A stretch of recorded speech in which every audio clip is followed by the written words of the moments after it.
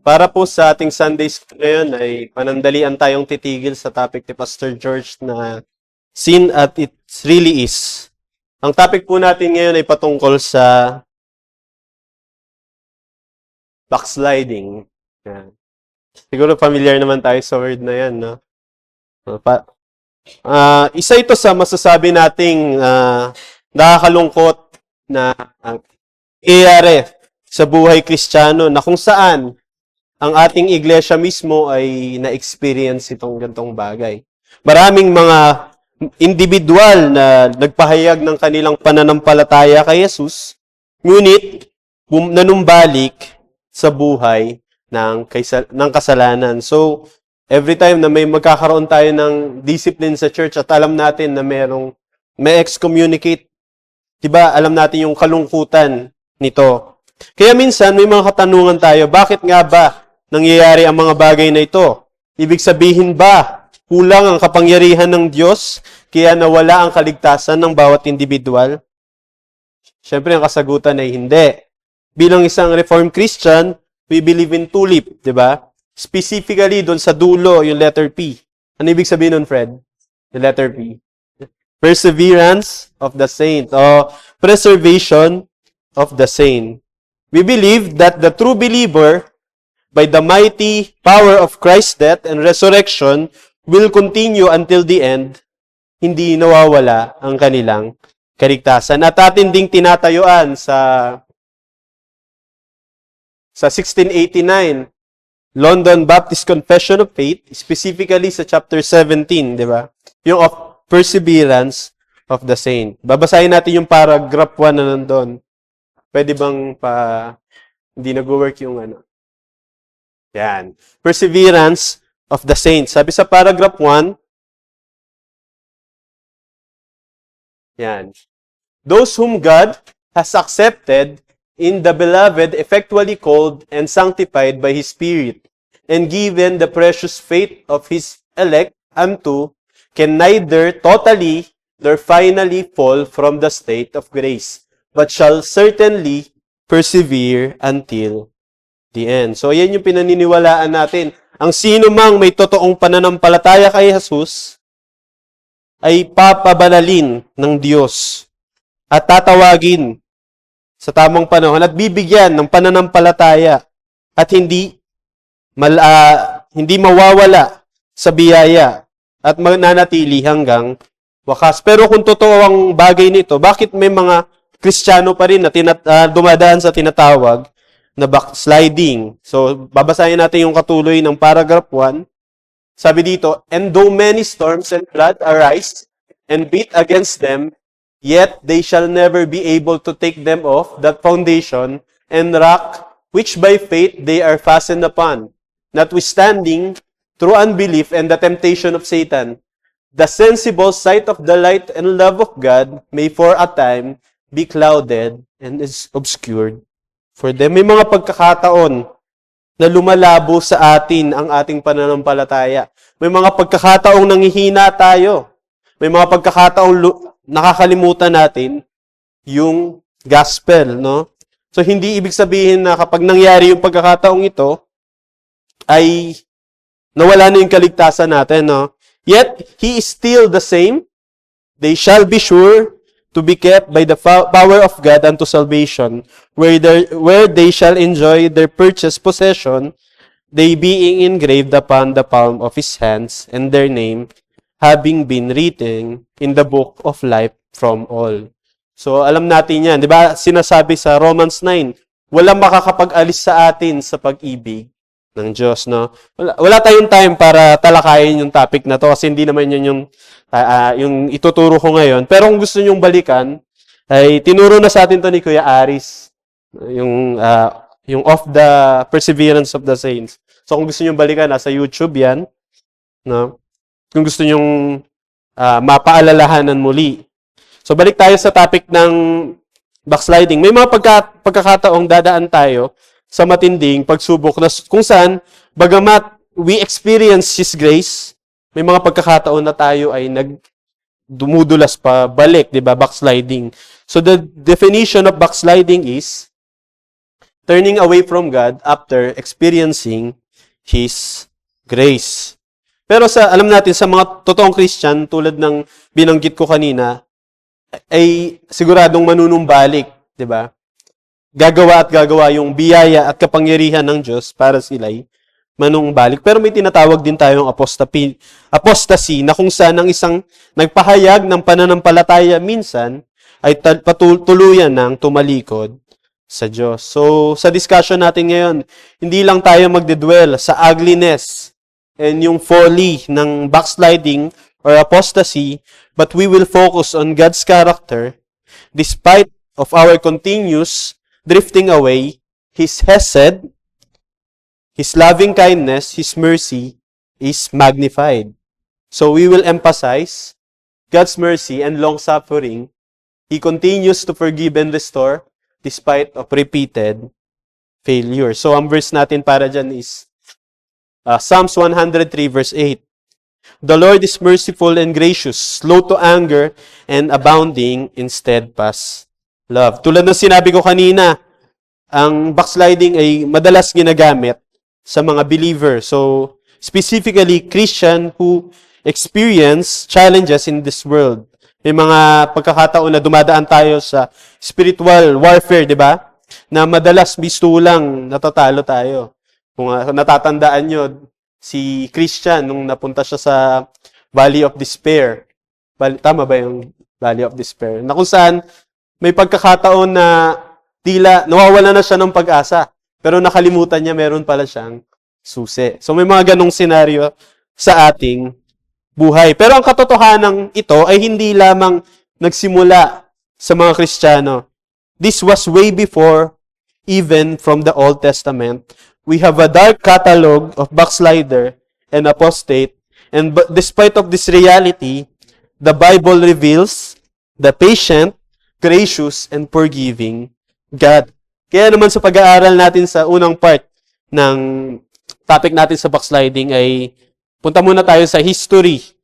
Kung paano yung Bible o kung paano yung sa Old Testament, yung mga tao doon ay patuloy na tumalikod sa Diyos. At syempre, kung paano sila dinil ng Panginoon. Una, doon muna tayo sa origin of backsliding through Adam and Eve. Alam natin yung realidad ni Adam at ni Eve. Diba? They existed as perfect na nilalang. Pero dahil sa kanilang rebellion, ay masasabi natin sa kanila nagsimula ang lahat, diba? Everything goes downward spiral mula nang sila'y nagkasala. Nagsimula ito nung si Adan at si Eva ay mahulog sa kasalanan. Adam and Eve fell away from God, which led them to their departure from the Lord's temple. We all know how God said that all things created is good. So, alam natin yung status nila during pre-fall. God gave them paradise and fellowship. Imagine natin yung panahon na yon, walang kasalanan. At ang pinakamagandang senaryo nung panahon na yon, malapit sa kanila yung Diyos. Di ba sinasabi na naglalakad kasama nila sa hapon yung Diyos, sa kalamigan ng hapon. Nasa estado sila ng perfection na kung saan ang lahat ay mabuti. They are literally in paradise. Alam natin na lahat tayo dito merong desire na mapunta sa paraiso. Pagkat alam natin nandun lahat ng kagalakan. Yun ang meron sila. Sabi ng Diyos sa kanila, pwede niyong kainin lahat ng bunga maliban sa isa. Ngunit anong ginawa nila? Sinuway nila ang Diyos. They disobeyed God and fell into sin. So, para lang mabigyan ko ng background yung mga kararating pa lang, ay topic natin ay backsliding, na kung saan ay itatalakayin natin yung history from the Old Testament. So, meron tayong 3 oras para, joke lang. Mabilis ko lang siya i-discuss, yung summary para mapag-usapan natin ito ng mabilis, no? So, alam natin yung nangyari sa kanila. They disobeyed and fell into sin. What is the consequence? Separation from God. At dahil dito, si Adan na ating ninuno, nang dahil sa kanyang kasalanan, tayo'y naging mga makasalanan. Tayo ngayon ay nasa ilalim na ng sumpa ni Adan. Dito lang ba nagtapos ang lahat ng bagay? Of course, dinilya ng Panginoon. Alam natin na God is still in control. Dito nakita natin kung paanong hindi niya hinayaan na magtagumpay ang kasalanan. Gumawa siya ng paraan. Una, God clothed them with the skin of an animal. Dito pala nakita na yung biyaya, no? Dito nakita na natin yung grace ng Panginoon, ng kanyang balutan sa pamagitan ng balat ng hayop upang takpan ang kanilang kahubaran. Bagamat ito'y isang sagisag ng separation and shame, na kung saan ipinakita lamang dito na nung sila'y nagkasala, na wala na yung pagiging inosente nila. Diba? Kaya gumawa ang Panginoon ng paraan upang sila'y, yung shame nila ay matakpan. At makikita natin dito, isa itong larawan ng pagpapatawad ng Diyos. It is a image of forgiveness. Ito ay larawan din ng biyaya. At mas naunawaan natin ito nung pinakita sa atin to sa pamamagitan ng mga animal sacrifices. Diba? Panandaliang mapapawi ang galit ng Diyos kapag merong may sinacrifice ng mga lamb, 'di ba? Alam natin 'yun. At eventually, itong pinakita ng Diyos sa mga kay Adan at Eva ay sagisag din ng kamatayan ni Jesus sa krus. Nang siya ay minsan at magpakailanman na tinubos tayo sa ating makasalanan. So yan yung unang ginawa ng Diyos. And the Lord God made for Adam and for his wife a garment of skin clothed to them. So hindi lamang yan. Nangako din siya. He promised redemption. Yung Genesis 3:15. Sabi dito, I will put enmity between you and the woman, and between your offspring and her offspring. He shall bruise your head, and you shall bruise his heel. So makikita natin dito na ito yung tinatawag natin na proto-evangelion. Ito yung pangako ng ebanghelyo right after nang si Adan at Eva ay magkasala. Nang siya'y sinabi dito na merong isang magmumula sa babae na siyang dudurog sa ulo ng ahas at ito'y magdadala sa atin sa kaligtasan. Dito pa lang makikita na natin yung biyaya ng Diyos na kung saan sa kanyang itinakdang panahon ay papanganak ang tagapagligtas na siyang mag-aalis ng kasalanan ng sanlibutan. No? So dyan, natapos na tayo dun sa origin ng backsliding. At parte ng plano ng pagliligtas niya ay nakita natin sa kasaysayan, siya'y nakipagtipan sa pinuno ng ating pananampalataya. Sa pamamagitan ng kanyang tipanan kay Abraham, Isaac, at Jacob. At mula dito ay pumili siya sa pamamagitan ng isang bansa na kung saan magmumula ang kanyang ipinangakong Mesyas. So doon naman tayo sa... bumalik. Sorry. The next. Israel in the wilderness. So tapos na tayo sa Genesis. Sa Exodus and Numbers naman tayo. Tatalon tayo kung saan ang bayan ng Israel ay lumago bilang isang bansa sa Ehipto. No? Di ko na ikukwento pa ibang detalye kasi baka maubos yung oras natin. Diba alam natin na si Joseph, nung siya'y naging prime minister sa Egypt, dahil sa kanya, naligtas yung bayan ng Ehipto at Israel sa tagutom. Pero ang ginamit doon ay yung panaginip na kanyang panaginipan sa pamamagitan ng panaginip na pinakita sa kanya ng Diyos. Diba? Alam natin na naligtas. So, naging tanyag si Joseph nung panahon na yon. So, lumago din yung bayan ng Israel sa Egypt.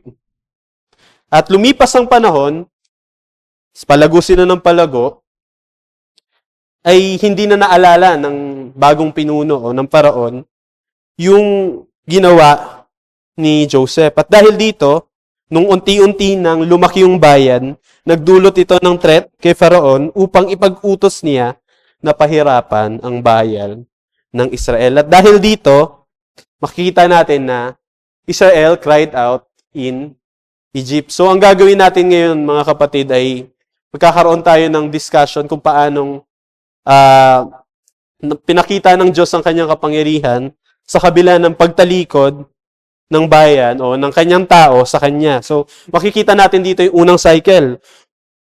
Israel cried out in Egypt. Mababasa natin yan sa Exodus 2, verse 23 to 25.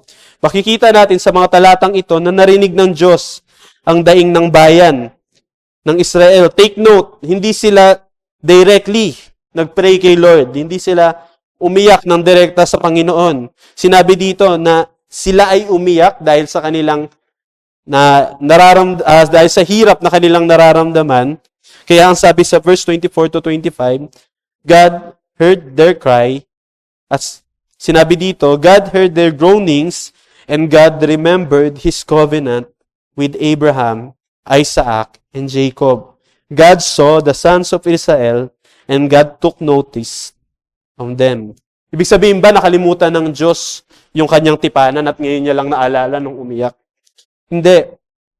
Sapagkat, alam natin na sa Genesis 15, verse 13 to 14, sabi dito, God said to Abraham, know for certain that your descendants will be strangers in a land that is not theirs, where they will be enslaved and oppressed for 100 years.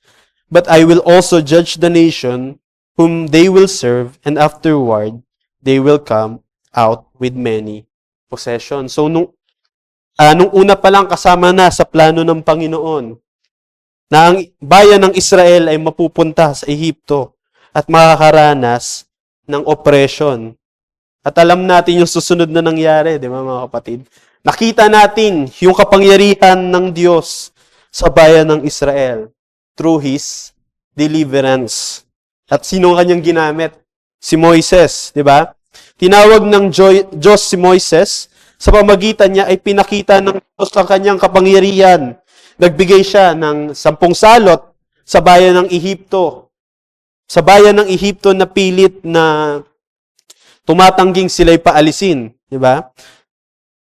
At sa ikahuli ay namatay lahat ng panganay na anak na lalaki ng Israel. Yan yung ikahuling salot. At hanggang sa pinakadulo ng pagtatangkang pigilan ang bayan ng Israel, buong kawat ng Ehipto, at tama ang kanyang mga chariots ay nalunod sa dagat na pula. At dahil dito, mababasa natin sa Exodus chapter 14, verse 31, Israel saw the great power that the Lord used against the Egyptians. So the people feared the Lord, and they believed in the Lord, in His servant Moses.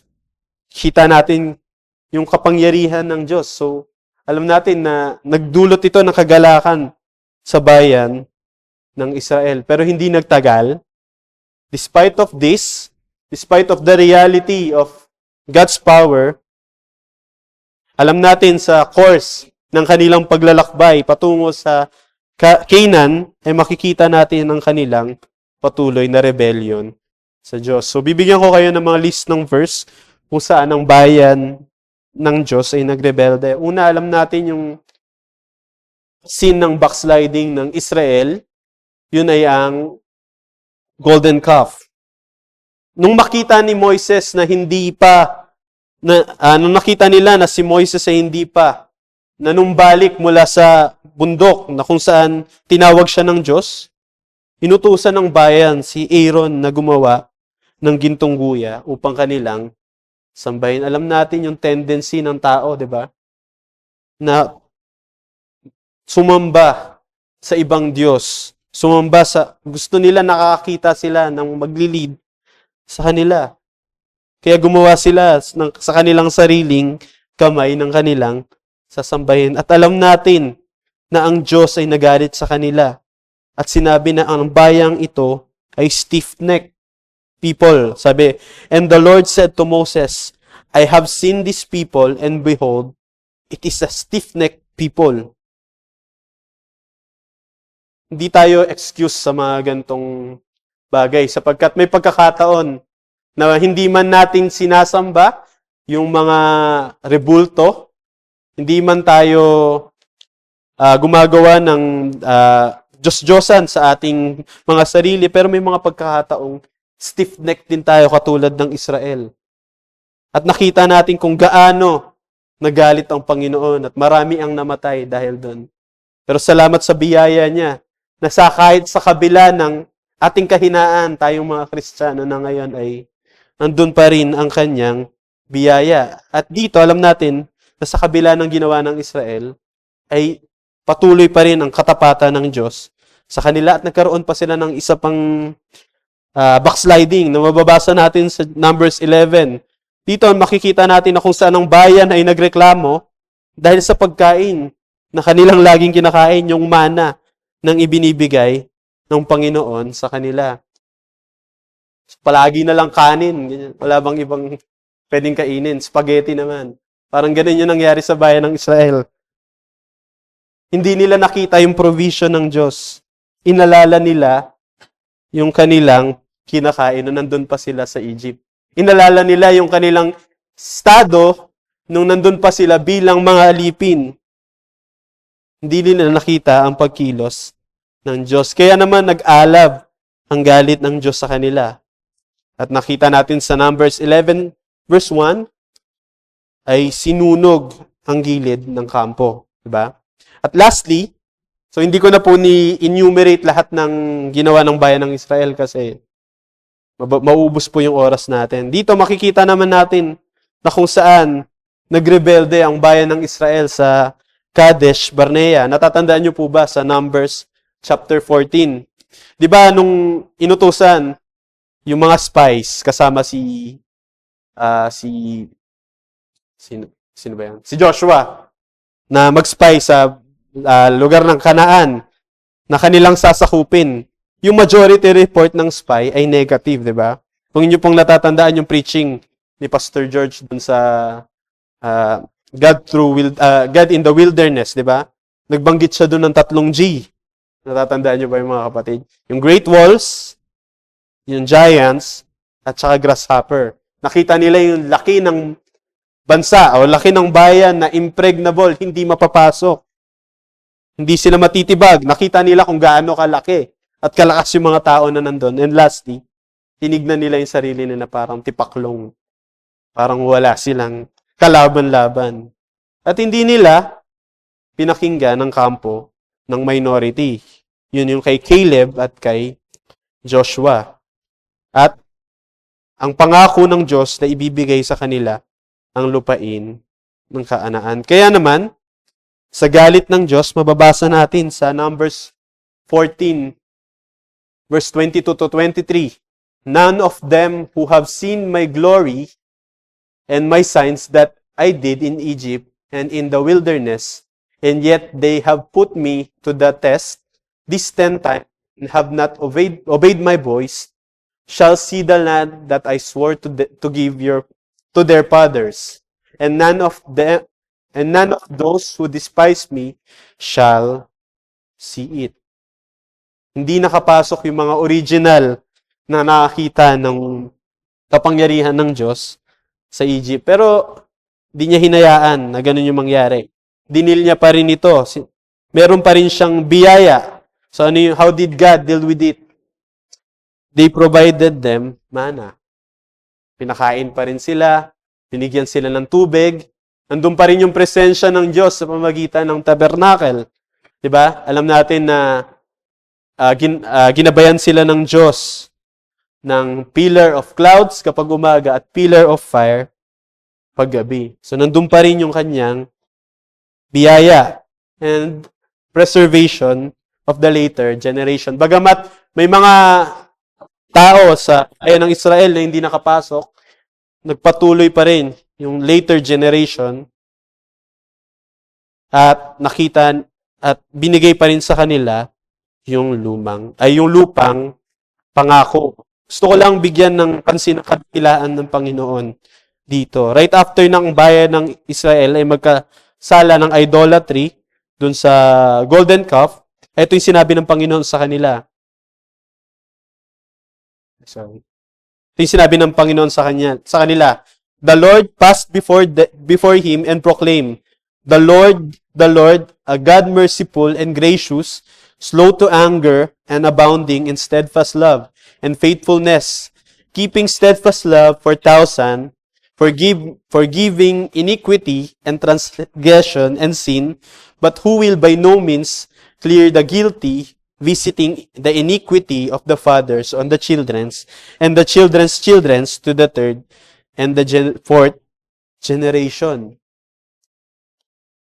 Nakita pa rin natin dito yung katangian ng Diyos. Sa kabila ng kanilang pagkakasala, sa kabila ng kanilang pagiging hindi tapat sa Panginoon, nakita pa rin natin ang kanyang katangian. At ang kanyang kabutihan ay nagpatuloy hanggang sa cycle ng mga judges na. So makikita natin dito yung pagpapatuloy ng bayan ng Israel sa conquest sa Canaan pagkamatay ni Joshua, ay makikita natin sa aklat ng Judges yung cycle ng backsliding na kung saan mababasa natin ng makailang ulit itong talatang ito. And the people of Israel again did what? Evil of the sight of the Lord. So ito yung pattern. Una, kakasala yung bayan ng Israel. Gagawin nila yung akala nilang tama, pero evil sa harap ng Panginoon. At dahil dito, magagalit yung Diyos. I-oppress sila ng Panginoon. The Lord will raise powerful nation to oppress them. And thirdly, kita natin na yung bayan ng Israel ay mananangis sa Panginoon dahil sa oppression ng kanilang ginagawa. And kaapat, of course, God will deliver them. God will raise another judges. At kahit na ang Panginoon ay mabuti sa kanila, babalik sila sa kanilang pagkakasala. They were backslide and do what evil in the sight of the Lord. So, hindi na natin pag-aaralan yung mga judges, no? Kasi ang haba niyan eh. So, papakita ko na lang kung sino-sino yung mga yon. Yung si Othniel, di ba? Alam natin na nung ang Israel ay inalipin ng hari ng Mesopotamia, itinaas ng Diyos si Othniel na pamangkin ni Caleb upang iligtas sila. Si Ehud, mababasa natin sa Judges chapter 3 verse 12 to 30. Kung saan ang Israel ay pinahirapan ng mga Moabita. Si Ehud na isang kaliwete ay nakapasok sa palasyo at pinatay si Haring Eglon. Gamit ang espada, pinangunahan niya ang Israel sa tagumpay laban sa Moab at nagkaroon ng kapayapaan ang 80 years. At of course, nagkasala na naman yung Israel. Nag-raise naman si Lord ng another judges, si Deborah, isang babaeng propeta at tukom. Hinimok niya si Barak na lumaban kay Sisera, pinuno ng hukbo ng Kanaan sa tulong ng Diyos, ay nagtagumpay ang Israel at si Sisera at napatay ni Jael. Pang-apat, si Gideon. Kilala man natin siya. Ang Israel ay pinahirapan ng mga Midianita, bagamat natatakot ay sumunod si Gideon sa Diyos. Pinababa ng Diyos ang kanyang hukbo sa 300 na bilang at sa pamamagitan ng trompeta, banga at sulo ay natalo ang mga Midian. And lastly, si Samson. Si Samson ay isang Nazireo mula pagkabata na bagamat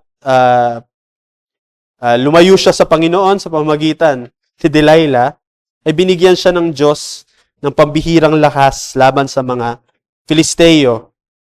Kahit siya'y nagkamali, ay ginamit siya ng Diyos upang iligtas ang Israel. Lalo na yung huli niyang sacrifice. Nung natabunan yung mga Filisteo ng gusali, di ba? So, yan yung mga judges na tinawag ng Panginoon. At yan yung kasama sa cycle na ginawa ng bayan ng Israel. How God deal with these people. God repeatedly and patiently, mercifully, raised judges to deliver His people. Imagine kung tayo yan, di ba, mga kapatid? Yung mga empleyado nga natin na paulit-ulit na nagkamali. Paulit-ulit na gusto na nating masisante, di ba? Gusto na nating i-fire. Yung mga anak natin na paulit-ulit na yung mga anak nyo pala, hindi pa pala nalabas yung anak ko. Yung mga anak nyo na paulit-ulit na sumusuway sa inyong mga utos. May mga time na gusto nyo na silang palayasin. No? How much more? Yung Panginoon natin na throughout the history at hanggang ngayon, diba? Kita natin yung mercy ng Panginoon. He is patient and merciful. Repeatedly raised judges to deliver His people. Sa kabila ng bayan ng Diyos ay sumusuway sa Kanya, bagaman ibinibigay niya ang nararapat na hostisya para sa kanila, ay patuloy pa rin silang pinapatawad. Hindi, ang cycle na ito hindi lamang nangyari nung sila ay naglalakbay sa Kanaan. Hanggang sa nagkaroon na sila ng hari, di ba? Katulad ng mga judges, ay nakita natin na nung bayan ng Israel ay dumaing dahil sa kanilang oppression ng isang makapangyarihang bansa, ay makikita natin dito na ang Diyos ay nakikinig sa kanilang mga daing. So, ito na naman yung cycle. Israel cried under Philistines. Kaya naman sa 1 Samuel 7 ay dumaing ang bayan ng Diyos nang yung kaba ng tipan ay nawala sa kanila at ito'y kinuha sa kanila ng mga Filisteo. At mababasa natin sa 1 Samuel 7:2, from the day the ark was lodged at Kiryat Jearim, a long time past, some 20 years, and all the house of Israel lamented after the Lord. Ang bayan ay nanangis. This time, nakita nila yung kahinaan nila. Nakita nila yung pagkukulang nila sa harapan ng Diyos.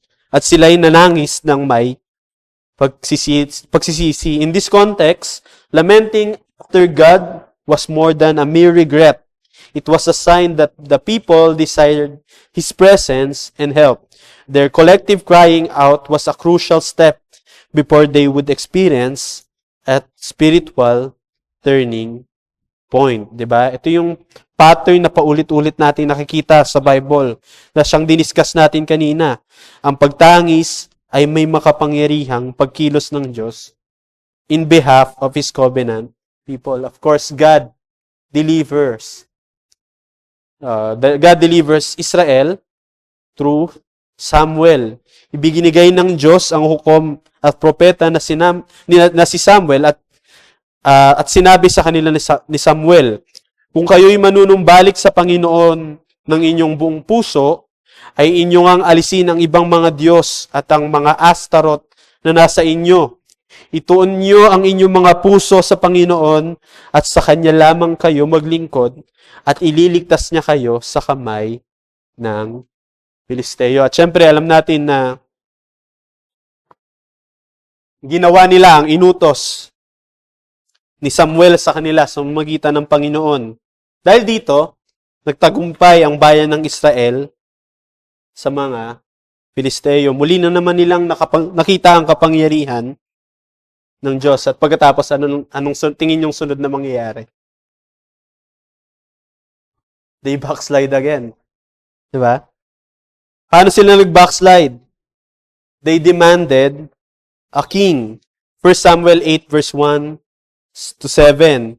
Nang kanilang makita na si Samuel ay mahina na at ang mga anak niya ay ginawa niyang hukom ay hindi lumakad sa kanyang daan at sa daan ng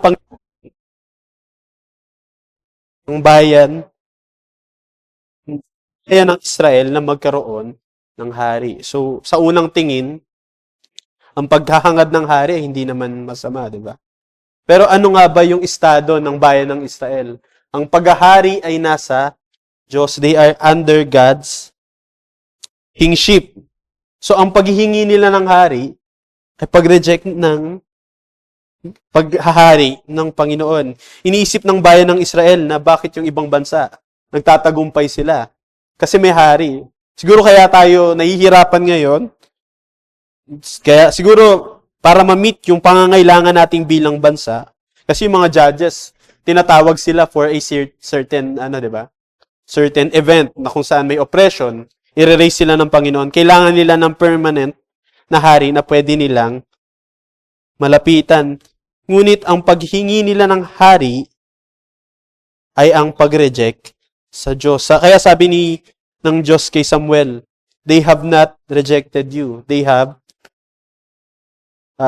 not rejected you. They have forsaken me. Diba?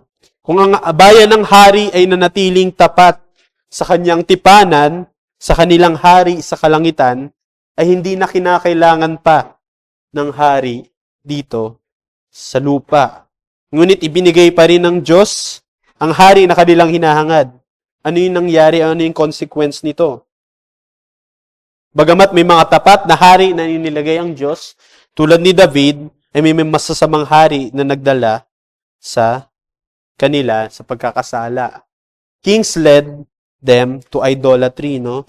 So, maraming mga hari na nakalista dito sa Bible, pero may dalawang hari lang akong babanggitin. Una, si Solomon, kung saan, dahil sa kanyang pag-aasawa ng marami at iba-ibang mga lahi, nung tumanda na siya, dinala siya ng mga ito sa mga Diyos-Diyosan. At syempre, kung ang hari ay sumasamba sa Diyos-Diyosan, gayon din ang kanyang mga tao, dinala din ang bayan ng Israel sa pagsamba sa Diyos-Diyosan.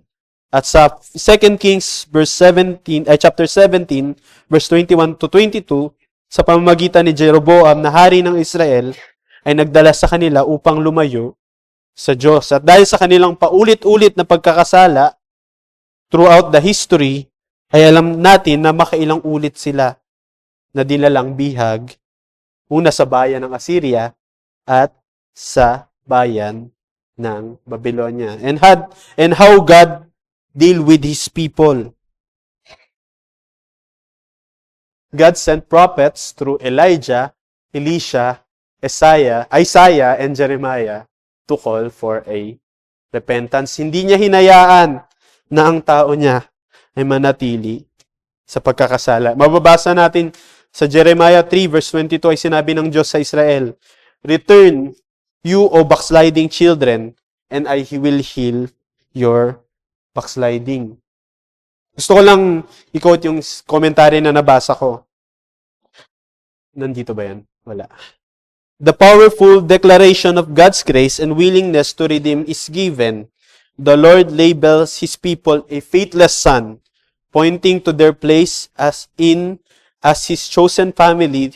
Despite their deep rebellion, He extends an invitation to return, promising an inner healing that addresses the very roots of their waywardness. Di ba, isa itong comfort para sa ating mga Kristiyano na mas naging matingkad pa nung si Jesus ay dumating upang tayo iligtas. Ang access sa pagpapatawad ay mas madali na sapagkat alam natin na hindi na tinitignan ng Diyos ang ating karumihan. Ang tinitignan ng Diyos ngayon ay si Jesus, ang katwiran ni Jesus. Naway maging comfort yan para sa atin at hindi mag-lead sa atin yung history ng bayan ng Israel para maging proud. Hindi ako tulad ng bayang ito. Nagkakamali ka. Nagkakamali tayo mga kapatid. Wala tayong pinagkaiba sa bayan ng Israel. Marahil hindi tayo tahasang lumalayo sa Kanya, pero may mga pagkakataon na tayo ay tumatalikod sa Kanya sa pamamagitan ng mga bagay na hindi nakapagbigay ng kaluwalhatian sa Kanya. So sa pagtatapos, throughout the Old Testament, God's mercy and faithfulness are seen in how He responds to people's repeated backsliding. Even when Israel turned away from the covenant, God patiently forgave, raised up deliverers, and sent prophets to call them back. His justice judged sin, but His mercy always offers restoration. This constant pattern pointed forward to His ultimate plan of redemption in Christ, where His faithfulness and mercy are fully revealed. So the story is not about human failure, but about God's unchanging love and His promise to save. Yan yung katotohanan, mga kapatid.